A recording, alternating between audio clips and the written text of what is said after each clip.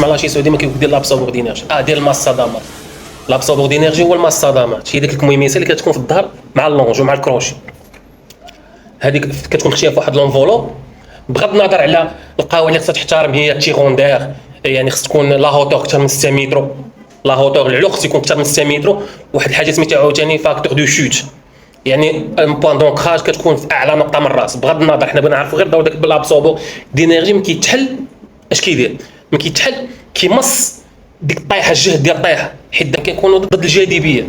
يعني الجاذبيه من كتجر الكتله، وكل ما كانت الكتله ثقيله كل ما كتزاد السرعه ديالها. الشده ديال ديك الطيحه ما تفوتش 6 كيلو نيوتن. علاش؟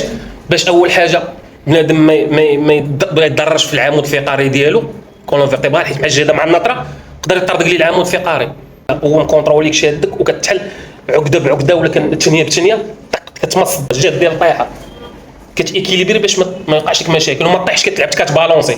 حيت لما كانش لابسابور دينيرجي تقدر طيح وتضرب، اما لابسابور دينيرجي خليك تهبط فيرتيكال، كتهبط مقاد، هو كيكونترولي الطيحه.